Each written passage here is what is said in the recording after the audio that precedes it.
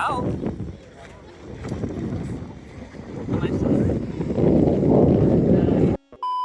And this, my friends, is what happens when you make a non-vlogger try to vlog.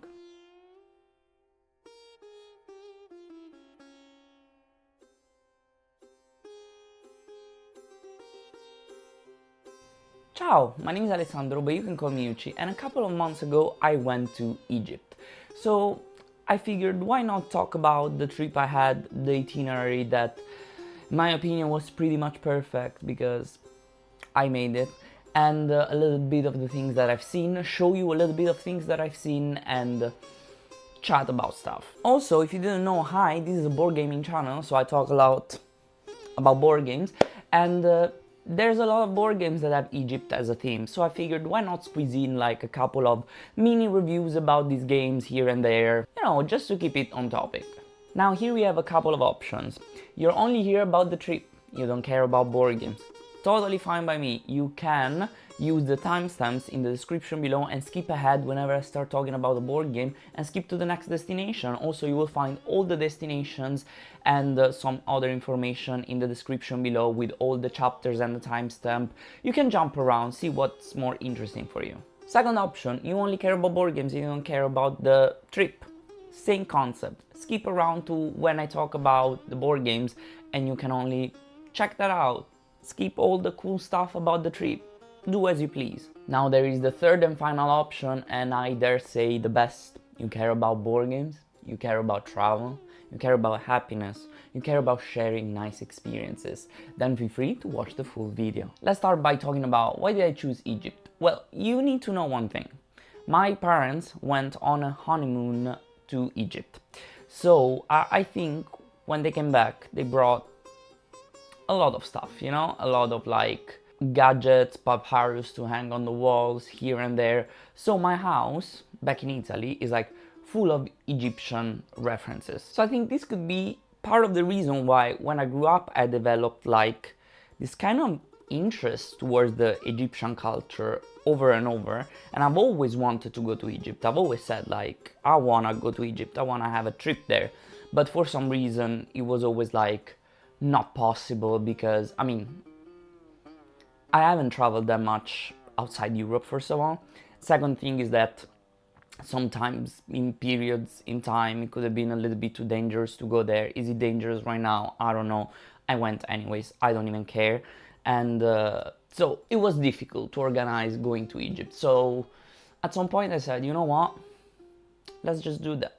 Let's just go. So I just convinced my sister, created an itinerary. It was a 10 days itinerary all over Egypt, north to south to west to east, and here I am sharing it with you. So yeah, we have a lot of things to talk about, and this is probably gonna be a long video, so we should just jump right in. But before doing that, I want to remind you one thing. Hello, this is YouTube. And YouTube works like this. If you leave a like to this video and subscribe to my channel, you're gonna help other people find this channel more easily. And that's gonna be extremely helpful for me because it's gonna keep me motivated to create more content. So thank you if you decide to leave a like or subscribe to my channel, and I would be forever grateful. But now let's jump right in. So the first stop of our trip was Cairo. So we started from the north of Egypt. Now I have to say that we arrived super late with our plane. So we arrived at 2 in the morning. We basically went to sleep at 4 in the morning. And then our first full day of activities was basically starting at 8:30, 9 in the morning. So we only slept like 4 hours. The first day was complicated to handle from a tiredness perspective, but so a suggestion is that if you can not do that, sleep a little bit better than we did, great idea. But the first day we obviously started with the Giza Plateau, and not only the Giza Plateau. So the Giza Plateau is where we have the pyramids, the Sphinx, and we also decided to take a more complete tour on Get Your Guide and basically go to Saqqara and Memphis too. So other two sites where you can see other things. We're gonna discuss this in a second. So what to say about the Giza Plateau? It is immense. huge like part of desert in the middle of the city, really, because as you can see from this video, we're driving right in front of the pyramid, and then you basically need to have a little detour, and there's gonna be the entrance to the Giza Plateau, where you can see the panoramic view that you can see here, where basically you have a scenic view of all the 3 pyramids that are there, and then you can take buses inside the Giza Plateau to basically visit the pyramids for a closer look. So one thing that you can also do there in the Giza Plateau is riding a camel, okay, for a pretty expensive fee, because of course you're a tourist, and one thing that is common in Egypt is that they're gonna try to take as much money as possible from tourism, because tourism is a big engine for this country. And I know probably riding a camel is not the most ethical choice. I debated not doing that at all because of that reason, but I feel like we did it. Sorry if you think this is not okay. We also got closer to the 2 biggest pyramids, which are pretty close to each other, and these structures are obviously, as you can imagine, very massive, immense, gigantic. Now you have the opportunity to get inside one of the pyramids, probably more than one of the pyramids, but you can get inside the tomb, inside the biggest pyramid, but we have been told that it was not super worth it because it is very expensive, and also there's no decorations inside that pyramid. And we went close to the entrance, and the people were absolutely devastated because it is a little bit claustrophobic and it's very hot inside. So we decided not to do that, because we would have had the chance to get inside one of these burial chambers, not exactly of these pyramids clearly, but other burial sites that were more decorated, and they were for free a little bit later on in the day. And I guess this could be a choice that you can evaluate. So let's proceed to our second stop, which was the site of Saqqara. So one thing you need to know is that the pyramids were born as basically piling up mastabas one on top of the other. Mastabas are basically like flat roof tombs, so they look nothing like pyramids, but of course you can imagine that if on top of a mastaba you start putting a smaller mastaba and then a smaller and then a smaller, then you get something looking a little bit like a pyramid. Indeed, the most ancient pyramid, the one that you can find in Saqqara, is literally like a step looking kind of pyramid, and it is called the Step Pyramid of Djoser. Now, we were able in this site in Saqqara, that is like 20 minutes away from Giza, to visit one of the mastabas inside, so one of the burial chambers that are basically the same burial chambers that are in the pyramids, but this one had a lot of hieroglyphics and it was a little bit more decorated and it had a little bit more to it than apparently the one that is in Giza, which is very stripped down to the bare minimum. A little bit because it was like robbed during history, but it doesn't have a lot of decorations inside. Now, in front of the step pyramid, there is a big courtyard, okay? And what our guide told us, we had a private guide, by the way. We got the full day on Get Your Guide. We paid around 70 euros for that. And you basically have the tour with the private guide and the private transportation. Our private guide was okay, so it wasn't the best. He knew English pretty well, but not completely well. So sometimes, I don't know, the communication was what it was, but also we were pretty tired, so maybe we weren't engaging as much as we should have done, but I think it was a very good tour, worth the money. So as I was telling you, in this courtyard apparently they would have a ceremony after 30 years of reign of the pharaoh. Now, this ceremony was inspired from other ceremonies that came out in neighboring civilizations, where basically the king would have to reaffirm their power and fight, race against the bull. I didn't really understand how this competition worked, but if the pharaoh were about to, or the king were to lose, they would die. They would be deposed and a new king would be brought to replace him. Pretty brutal. You have basically a ticking timer on your reign. Now, in Egypt it's different. In Egypt it was different because even if the pharaoh lost this competition, he would not be killed. And why is this? Because in Egypt the pharaoh not only is the king, but he's a god. Would you kill a god? Angering all the other gods?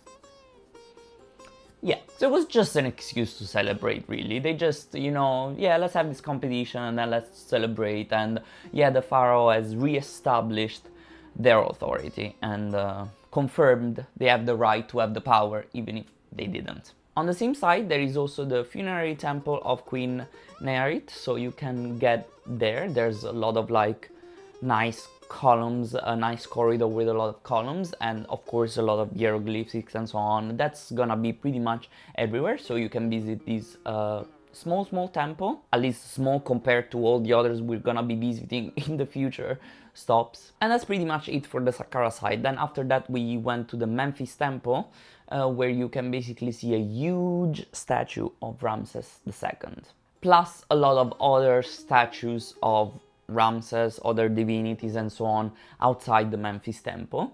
But obviously the highlight of the stop is this huge statue laying down on the floor in the middle of the Memphis temple. So these, in my opinion, should have concluded the day. But the tourist guide said, no, let's go to some tourist traps. So they bring you to visit some bazaars, for example, one where they make handmade papyrus, another one where they make handmade oil, extract fragrances, whatever. Another where they bring you like, they handmade statues and stuff. I don't know. I honestly couldn't care less about that. We were dying, we were tired, we wanted to sleep. The papyrus workshop was cool because they would show you how they make the papyrus and stuff. But then obviously they kind of want you to buy these papyrus to crazy prices, not gonna lie. And the same with the oil. They offer you a little bit, you know, tea, coffee or whatever to convince you, you know.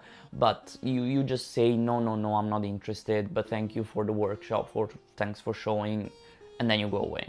So just beware, because as a tourist, you are a bag of money to a certain extent, which, as I said, tourism is a big part of this country, and you just need to be a little bit aware of these tourist traps and not really like escape from all of them, but decide which ones you wanna like sponsor or not with your money, I suppose. Also, the camel thing is a tourist trap, let's be honest.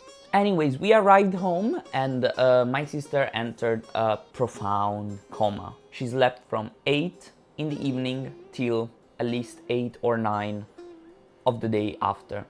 12, 13 hours. We were very tired. So the second day we really wanted also to take it a little bit slower than the first day and chill a little bit. We wanted to go to the Egyptian Museum, but apparently like part of the Egyptian Museum now is in the city Cairo.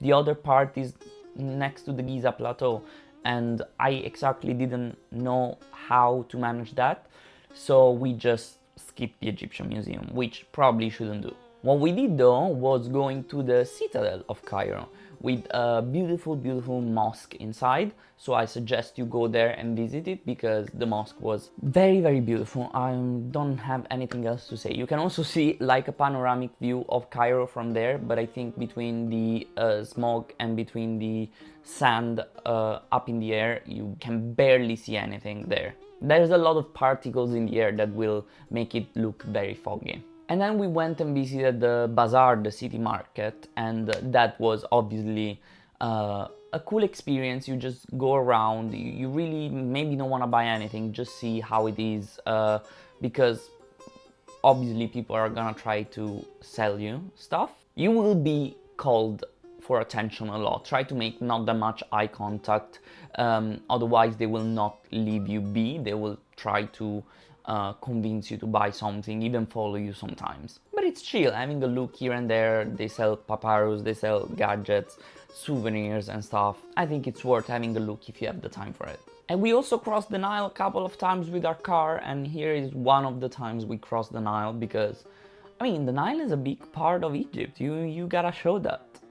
What better way to start our board games talking if not with a game called Camel Up? We talked about camels, we talked about pyramids. Well, this game has both camels and pyramids. And let's be honest, this is just the silly camel racing kind of game where you basically have like some pyramid looking kind of dice holder that you basically press the top of the pyramid and ejects a die, and then you move the camel of the color of the die that was ejected, the amount of spaces that is written on the die. As simple as that. It is the perfect family game because you don't need too much effort to get into it. The rules are pretty simple. Now, the goal of the game is for you to get as much money as possible. How do you get money? Betting on which camels you think are gonna win. And obviously you wanna bet as early as possible, because in that case you would get a higher reward. And you can also bet on the camel that you think is gonna lose very badly. And again, the same concept. The earliest you bet before all the other players, the more money you're gonna get if you're actually correct. And of course, at the end of the game, who has the most money wins.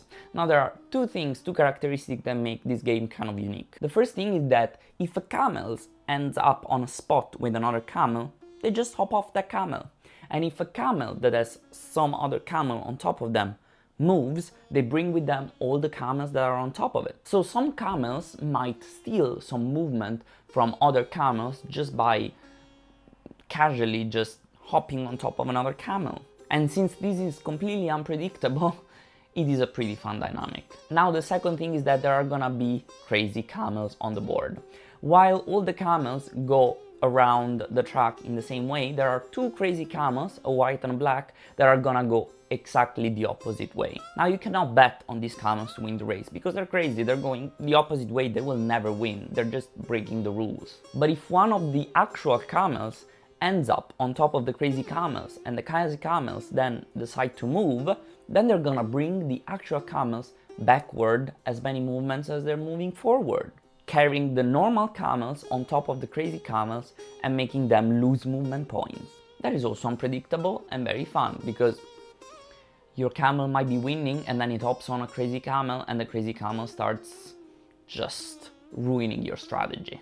Now, as I said, this is a pretty simple game, but if you want a game that feels a little bit like Camel Up, but it has a little bit more spice to it, it has a lot of more manipulation of the camels, which in this case are gonna be horses and so on, you should definitely try Long Shot Dice Game. In this game, you actually have ways to control what your horses are doing. So if you're betting on a horse, you have actually ways to try and make your horse the winner of the race.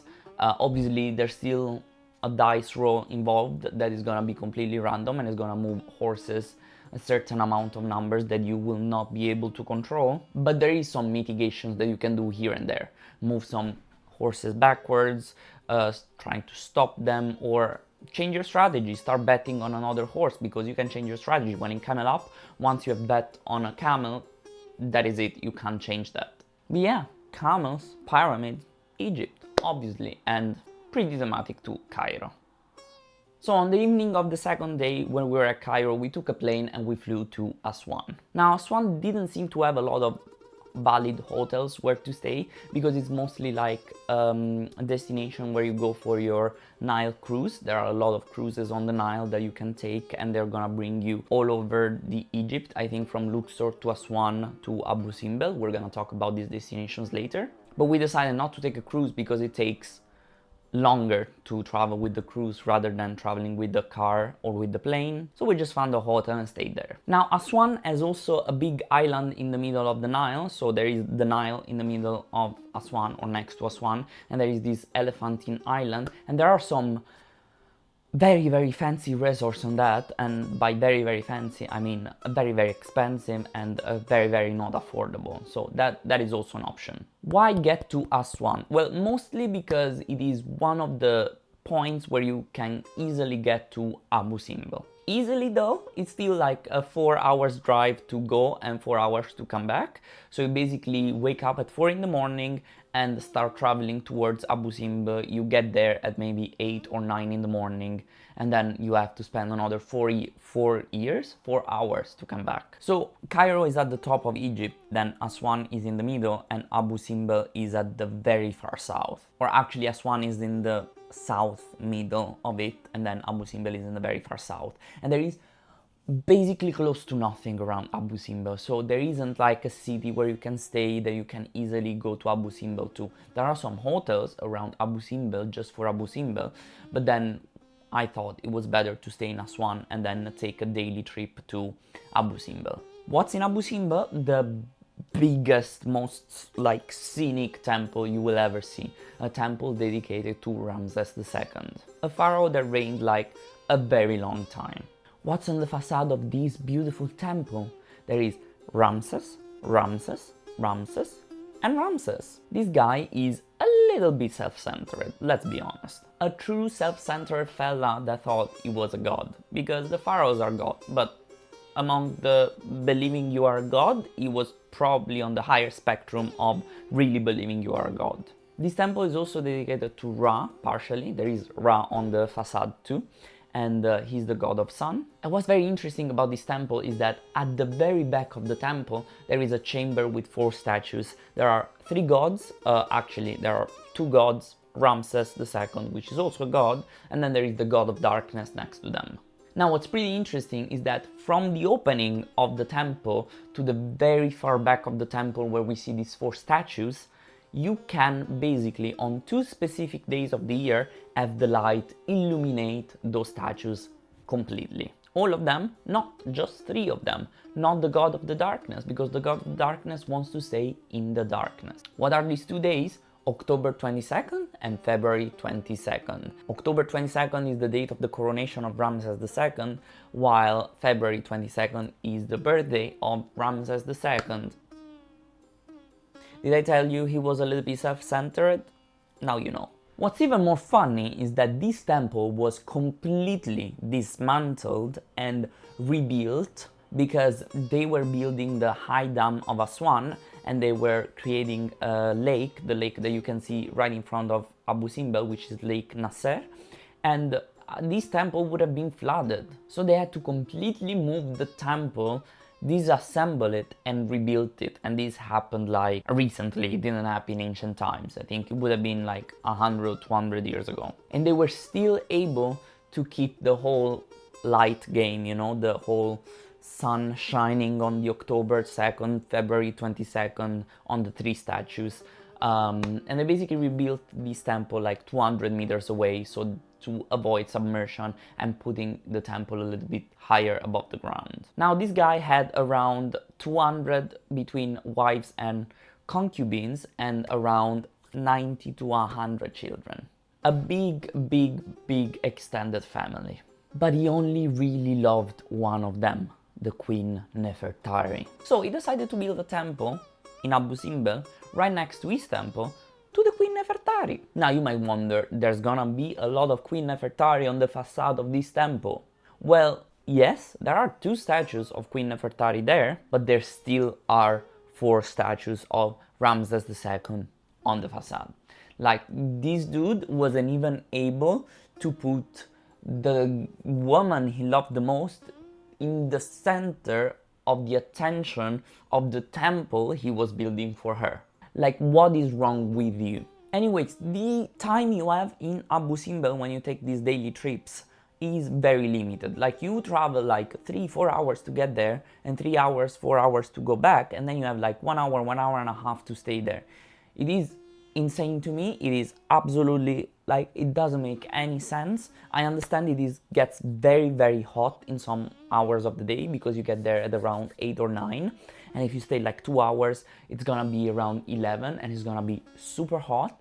But I still don't understand why we couldn't get like a little bit more free time, because at some point they just come and evict you. There were a lot of companies clearly driving there, and everybody had the same issue that they had to leave pretty quickly after. So keep in mind, be fast taking your pictures, experience or whatever at the Abu Simbel, looking at everything, because at some point they're gonna just want you to go back. Then we came back to Aswan, rested a little, and I already told you in the middle of the Nile in Aswan there is this elephantine island. So during the evening we went there, and let me tell you, the wild experience. This island has like super luxury resorts and stuff on one side, and restaurants. A lot of famous restaurants are just on this island for Aswan.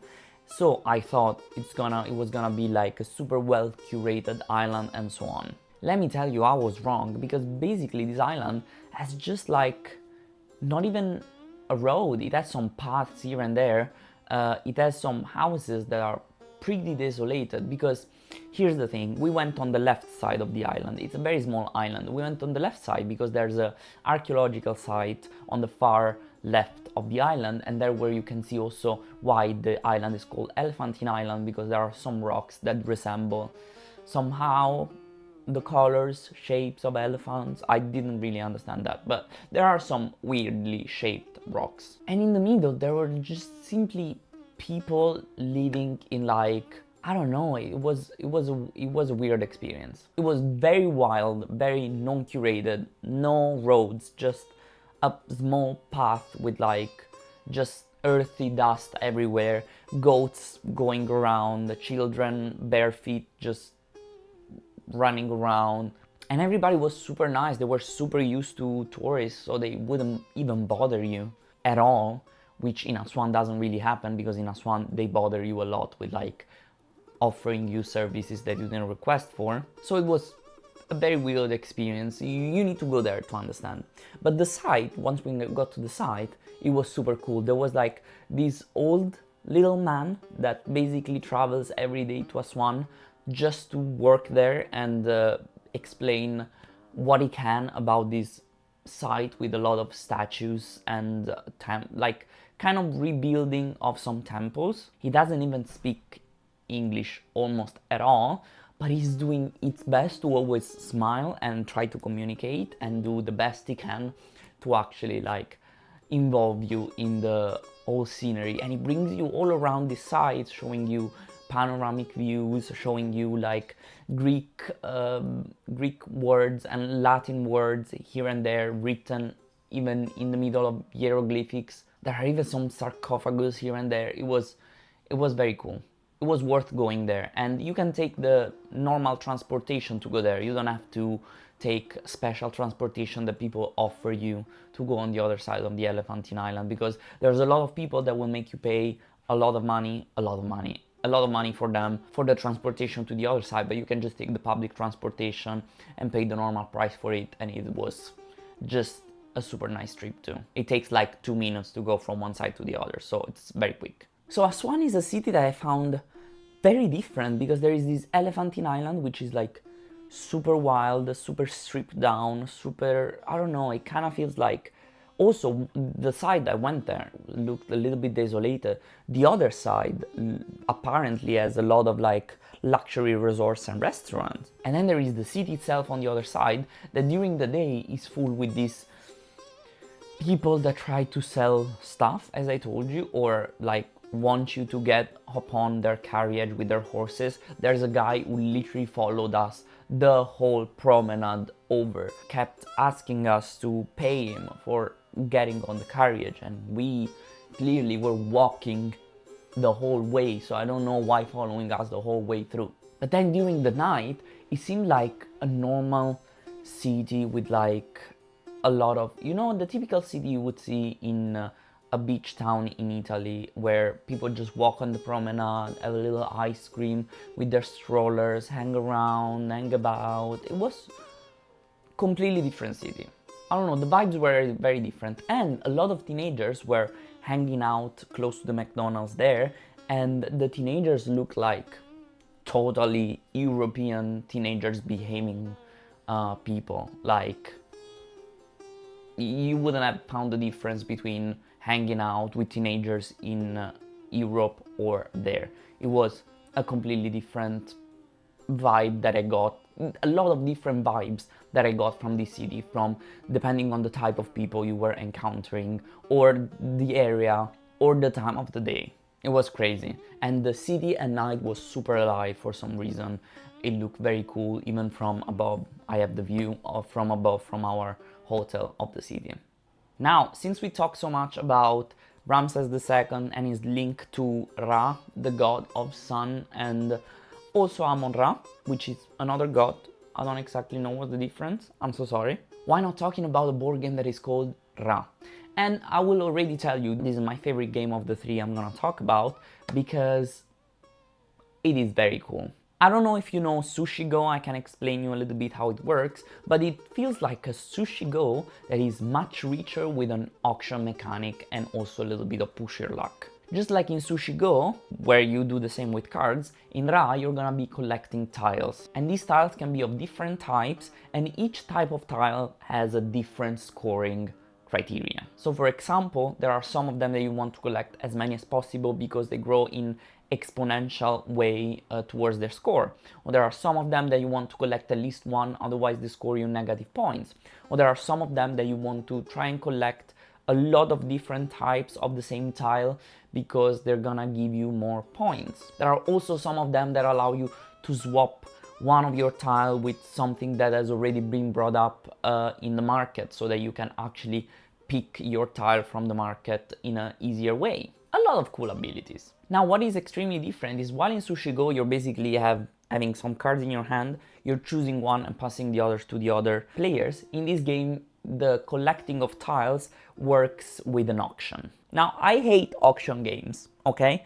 But the auction dynamic in this game is different from other games. At the beginning of the game, you will be given 3 tokens, each of them with a number printed on it. And these numbers are balanced, so if you have a very high one, you're probably gonna have a very low one and one middle one. Each turn, you can either choose to draw a tile from a bag, which is gonna increase the tiles available in the market, or you can trigger the auction invoking Ra. When you invoke Ra, starting from the player to your left, they're gonna be deciding if they want to participate in the auction, and if they do, they need to choose one of the 3 tokens they have available at their disposal, and they're gonna have to put their token into the auction, or they can pass. And this type of auction is one where you can participate only once. So once it is your turn, you choose either to pass or to bid something, but whatever choice you make, that's your final choice. You can't overbid yourself or choose to bid after you pass. If you bid something at that point, the following players can decide to bid something higher than the token you have bid or pass until it comes back to the player who was the player invoking Ra, so triggering the auction in the first place, and he is gonna obviously make the same choice, so either passing or bidding with a higher token. At that point, the player who has bid with the highest token wins the auction, so they take all the tiles in the market and they can slot them in their area. And bear in mind that if everybody passed, the player who has invoked Ra, who has triggered the auction, is forced to bid at least something and get the market. It means that he triggered the auction too quickly and nobody wanted what was in the market. At that point, the player who won the bid is gonna place the token that allowed them to win the bid on a separate board, and they're gonna take the token that was placed there at the beginning of the game and placing it on their board, replacing it basically tokens. And the new tokens they're gonna take is gonna become exhausted, which means they cannot use it in this round anymore. The game is played over a series of rounds, and in each round you will be able to win maximum 3 auctions, one for each token you are getting. Sometimes there is the strategy that you wanna use to just maybe bid very low on a very low market, invoking Ra, or winning an auction with like not a great market. But if the token that is placed to be taken for a later round is a very valuable one, then you might want to take that because it's gonna help you win a very big auction on the next round. It's basically gonna allow you to swap a not so valuable token with a very valuable one, preparing for a big turn. Now, I said that you can win up to 3 auctions per round. And why is that? Because the round ends either when everybody has their token exhausted, or when basically there's a boat counter track that reaches the end of the track. And the boat moves on this track every time an auction is triggered. Now, the fun thing is that the auctions will be triggered when somebody invokes Ra, and at that point somebody has to win the auction, but they can also be triggered by some other tiles being drawn from the bag, and at that point each player can decide to pass, and at that point nobody wins the auction and the market doesn't get flushed, but it keeps growing, but the boat counter moves onwards. So there is this kind of balance where you kind of want to wait for the market to have a lot of tiles, but also you don't want to waste too many turns because you might end up wasting your possibility to win an auction with your tokens. It's a very fine balance. It is very cool dynamic that I've never seen in any other game. One other thing is that in the market there can be negative tiles. So there are some tiles that are very bad for you because they will make you discard some of your good tiles. So sometimes, even if you have the perfect layout in the market for a lot of tiles that you want, there could be that one tile that you really don't want to get that is gonna make you make the choice to not bid on that auction. I think this game is pretty unique. It is though apparently a little bit expensive because it has like wooden tokens, a lot of tiles. The components are probably a little bit like heavy and premium, but otherwise I highly suggest you to try it out. After Aswan, which I told you is in the middle southern part of the country, we traveled to Luxor. Now, we had an afternoon in Luxor, so we decided to visit like the city, just strolling around. We went to the Mummification Museum, which, as you might imagine, has a lot of mummies. And it is a very, very small museum, to be honest. And it has some related stuff to mummification. So there are some mummies of humans, there are mummies of baboons or those type of monkeys there. They show you the tools for mummification, they show you the vases where they keep the organs of the mummifications. But most importantly, there was a shop that had board games.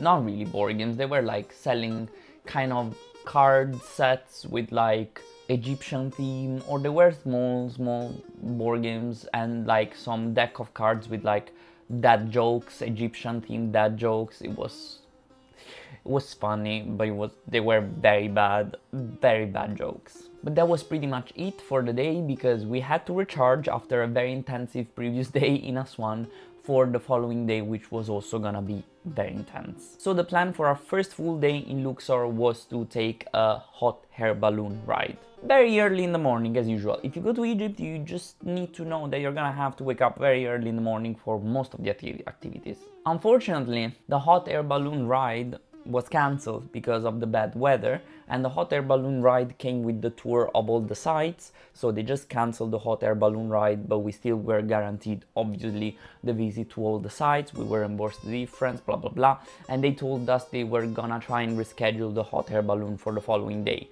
which we could do, so we accepted that. But spoiler, also the following day the wind was too strong and it was cancelled, unfortunately. But we got the money back of that part, so it wasn't a big deal. So as I said, we had the tours of all the sites around Luxor, a lot, and we started from the Valley of the Kings. Now, view from outside, the Valley of the Kings is literally just mountains and hills and nothing special. There is literally nothing. But because these are basically the burial chambers of the kings and the pharaohs of Egypt. So everything that you need to see is buried under the ground. When you get there, you are able to visit 3 tombs for free, and then there are a couple of tombs that you can pay to get into that are very famous. Notoriously, the Tutankhamun tomb is super expensive and super famous, and then there is the Ramses IV tomb, which is also pretty famous and not as expensive at all. So we visited our 3 free tombs.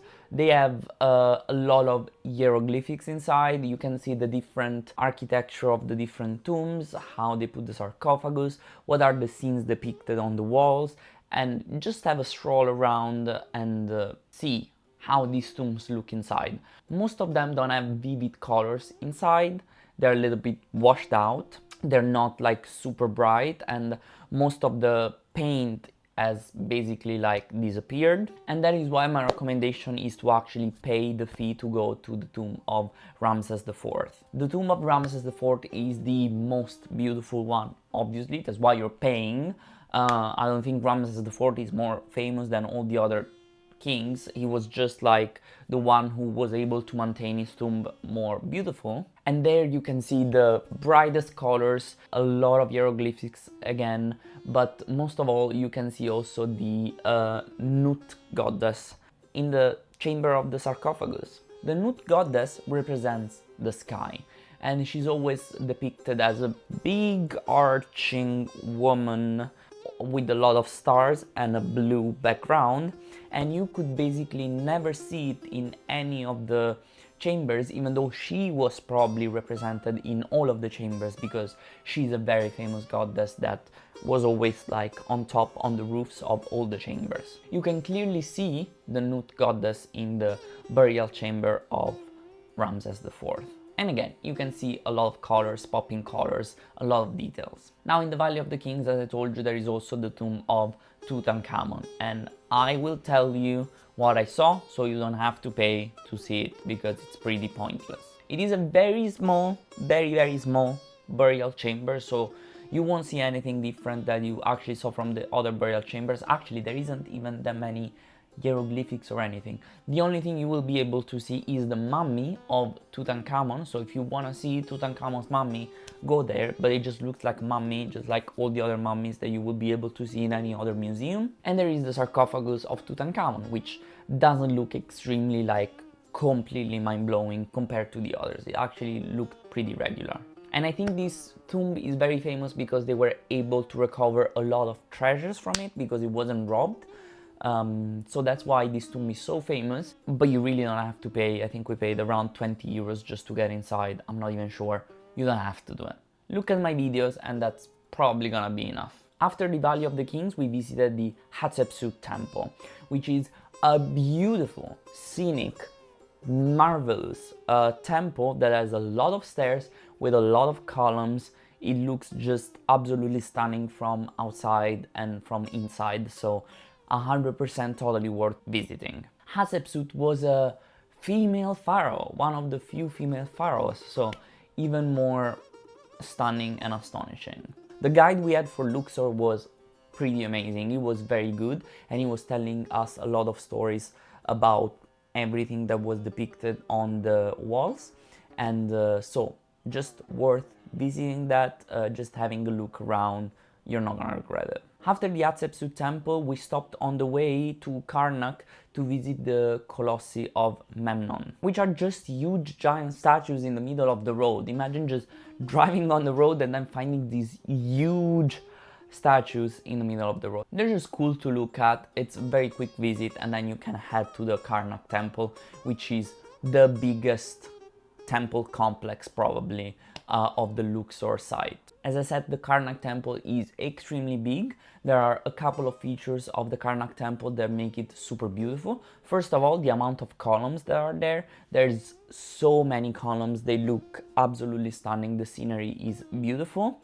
Then in front of the Karnak temple you also have the Sphinx Avenue, which is basically a corridor full of a lot of sphinxes on both of the sides that looks also very, very good, and you can just have a little walk there. You don't have to go all the way because it's a very long avenue. And then another fun thing about the Karnak temple is that there is at the very back an artificial lake, and close to the artificial lake there is a scarab fountain. And apparently tradition wants that if you loop around the scarab fountain, it's gonna bring you luck. Now, if you do 3 loops around it, it's just gonna be, I don't know, general luck, success and so on. But if you do 7 loops around it, it's love luck, getting married, finding a wife or a husband.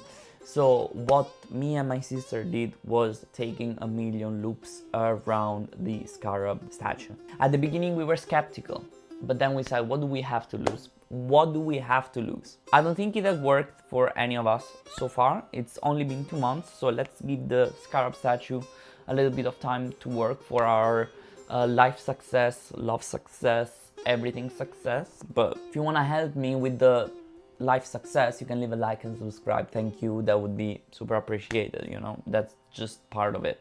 Jokes aside, this is also the temple where I have probably the only pictures of my parents in the same picture in Egypt, because they were usually taking pics to each other and not together. So this is probably the only location where actually we have a picture of them together, and so me and my sister decided to reproduce that picture. So just to be, you know, corny and cheesy, I think it's cute. I think it's cute. And at the end of the day, we went to Luxor temple. Now, Luxor temple is a temple in the middle of Luxor city, because while all these other sites you need to drive to get there, in Luxor temple, if you're staying in Luxor city, as we were, is super close. So we could just walk there with like 15 minutes walk and get to the Luxor temple. It is just a beautiful temple in the middle of the city. Again, a lot of columns, a lot of beautiful hieroglyphics with a lot of stories that your guide can tell you.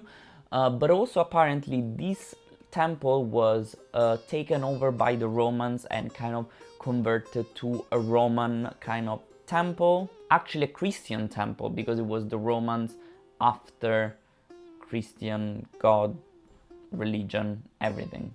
And so some hieroglyphs were covered with frescoes here and there, but I think they restored the hieroglyphs. But you can see a little bit of both of the religion here and there in some spots. And this was another very intensive day of visiting, so we just rested again, and during the evening we decided to go and visit the market. Now here's the thing that happened in Luxor to us a bunch of times.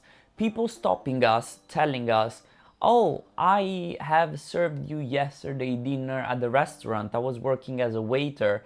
And then they try to hook you up with that and chat with you, and then bring you around wherever you need to go. And actually, instead of bringing wherever you need to go, they bring you to a shop to try and buy stuff. I might or might not be talking about this out of experience. We might have been ending up in a shop, and then later in the day we realized that many people would stop you and be like, "Hey, I am the waiter you met yesterday at the restaurant." So it's clearly a technique, just don't fall for it like we did. So this shop was kinda near the local market, not the tourist market, not the bazaar or whatever. So what we ended up was going to the market street, the local market street, and oh boy, it was chaos, loud, people going everywhere, all the time, everything happening everywhere all at once. It was super chaotic. My sister was done with it. She was like, "Let's go back to like the wherever we need to go. Let's go back to the promenade next to the Nile." So we actually found a way to go back to the touristic kind of bazaar. We walked through it and then we reached the promenade again. This market doesn't have anything special compared to all the other markets that we saw, for example, in Cairo, so nothing special, but it's just a walk around the city. It's always nice to immerse yourself in like what is going on in a city and what they're offering like locally, but also for tourists. So the double face of like these kind of cities that are built around tourism, but also with a lot of people living in it. Luxor was the place where we by far saw the biggest amount of hieroglyphics everywhere.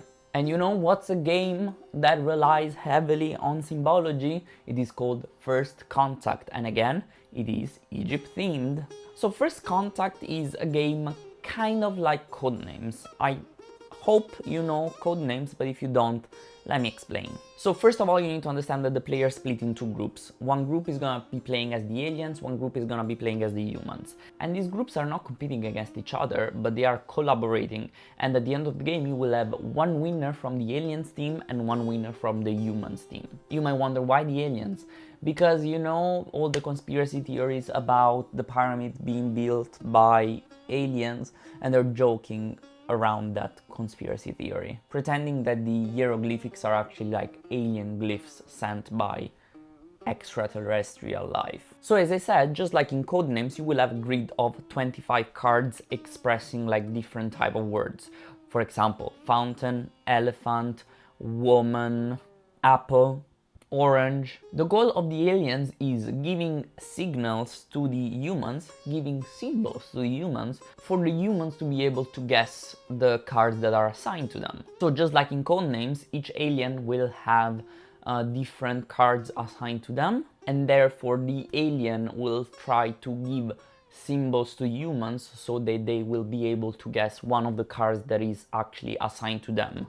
As I said, the aliens will use symbols, so while in Codenames you give a single word hint, in this game you will be able to give as many symbols as you want, but only the symbols that are in the game. No words, just symbols. The aliens are the only one who has knowledge about all the symbols that are out there and what they mean. The humans don't know, but the humans will be able to find the meaning of some of the symbols throughout the game. The concepts that are tied to symbol can be something like heavy, large, human, weapon, and so on. Sharp. So if the alien, for example, gives like heavy and animal as a hint, it could be the elephant, it could be the lion, but it's definitely not the mosquito, and it's definitely not the fountain.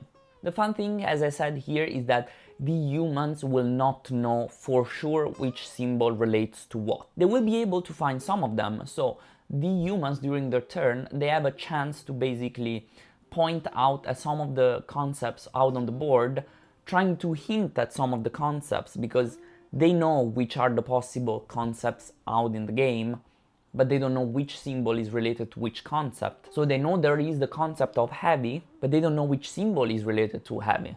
So they're gonna try to point out that all the heavy items out in the grid of the 25 cards and wait for a signal from the aliens. In that way, the humans can acquire information about which are some of the symbols related to the words that they're looking for. So it kind of becomes like a double-sided codenames, because not only the aliens will try to give symbols to the humans, but the humans will try to point out a concept so to get more information from the aliens about the symbols and the symbology between these concepts. And this would sound completely amazing if it wasn't that sometimes, and this is the flaw of the game in my opinion, the clues are a little bit too obvious, which means you basically get to understand which are the concepts very easily, or at least the link between the symbols and the concepts very easily. There isn't that much chaos or uncertainty that there would be in codenames. Maybe there are some ambiguities here and there, but most of the times everybody ends up getting everything correctly. There could be one or two exceptions throughout the whole game, but it's usually pretty easy that the communication goes smoothly. And I feel like this game would be much more fun if the communication was a little bit more ambiguous, because it would be more fun, more unpredictable, more chaotic. And that's what I try to do. When I try to get a symbol, I usually like create chaos with the cards, trying to, I don't know, get some symbols from the aliens that they might not be certain about what I'm pointing at, so that there is a little bit more confusion in the game and it makes it a little bit more fun for everybody. Anyways, if you love codenames and you want a little twist to it, this game is something that you definitely want to check out. Now here for the last two stops of our trip, because we traveled from Luxor to Marsa Alam, which is for sure the hardest transfer that we had to organize, because it's a very long 6-hour drive and it's very hard to find someone reliable for this transfer. And then a couple days later we traveled from Marsa Alam to Hurgada, which is a very touristic resorty place, but we had the plane coming back from Hurgada, so we had to go to Hurgada. Basically there were two options, either starting in Cairo, ending in Cairo, or starting in Cairo, ending in Hurgada, and we decided to end in Hurgada, just to see also the Red Sea side of the country. So you're not gonna have a lot of historical sites in these two cities, but it's mostly for relax, resort, water, snorkeling, and coral reef. Let me tell you, we stayed in these all-inclusive resorts in both Marsa Alam and Hurgada. The one in Hurgada was a little bit better, but in general, I do not think the resort life is something for me. First of all, because I think it's boring.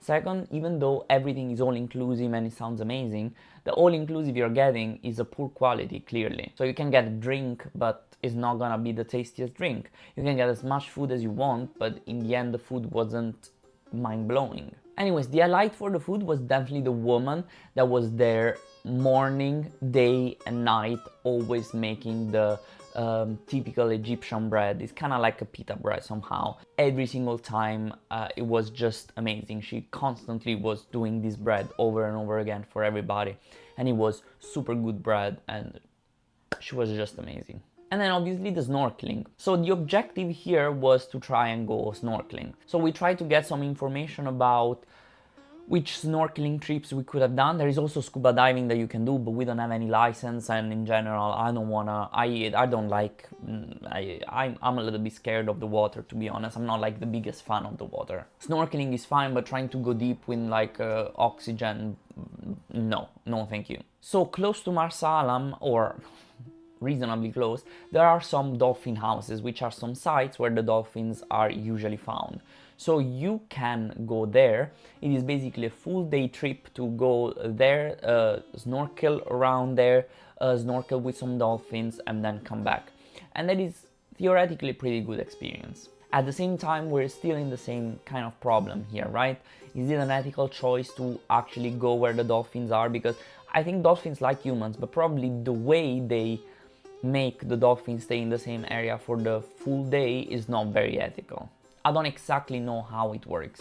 It would have been a cool experience, so I tried to do that, but the weather was super bad. Not super bad, it was very windy, so they don't want to go all the way there to the open sea, because you need to go to the open sea to do that with a boat. So they basically canceled this trip, and they offered instead to go to Abu Dhabi, which is a natural reserve very close to Marsa Alam. It was like 5 minutes away from our resort. You need to pay the entrance ticket because it's a natural reserve, as I said. It's basically like a nicer beach. You're basically paying the entrance to the beach, let's be honest. And there you can see some sea turtles and some coral reef. Now, we were able to see one sea turtle, or maybe a couple of sea turtles, I don't remember. The problem with the sea turtle was that at some point where they realized, when everybody realized there was the sea turtle, she was surrounded by 50 or 60 people, and she probably got scared. I don't think that is normal, or that's how it's supposed to be. Anyways, we got there first. We were the first to see it, so we could like just go away as soon, or at least that's what I did, go a little bit far away as soon as I saw a million people around the turtle. And obviously she just like left pretty quickly after that. And I also had the opportunity to see the beautiful coral reef. That was super cool, with a lot of small fishes, and it was so beautiful. I will leave you now with some of the videos that I took of the coral reef. Obviously my videos of the coral reef are not the highest quality because I didn't have a GoPro. I was just submerged with my phone and like one of those pouch bags that makes it waterproof, but it was terrible. Also, my phone struggles focusing sometimes, so yeah, it's not the most amazing videos, but I hope they're enjoyable enough. Also, close to the Abu Dhabi beach, there were obviously other bazaars, so they brought us there. You couldn't even choose. It's like, oh, let's go to the bazaars, and I was like, I don't want to come. Let's go to the bazaars. And at the bazaars there were like some small turtles for everybody to touch and play with, you know. And I was like, please don't. They are bothered. They don't want to be in a box being touched by you.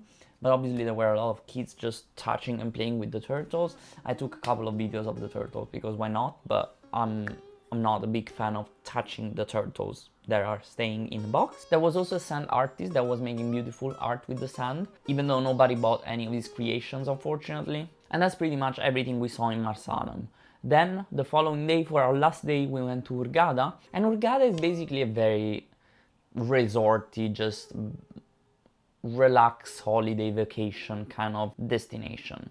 But we're adventurous and we still decided to go on a small trip, and basically it was a full boat day where you basically would snorkel around.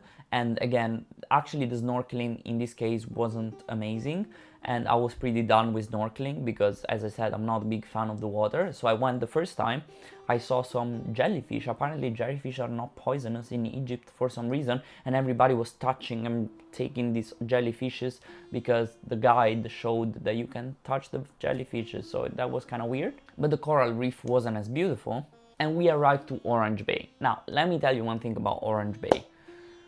If you need to refresh your feed with beautiful pictures and on a swing in the middle of the water and take Insta pics with like a wooden heart or something, then go to Orange Bay. Otherwise, what an absolute waste of time. It is just a place to take Instagram pictures, honestly. It is full of people. Even to take a picture, you need to queue for like 30 minutes. So you basically queue 30 minutes to be on a swing in the middle of the water and then take your picture to upgrade your Instagram.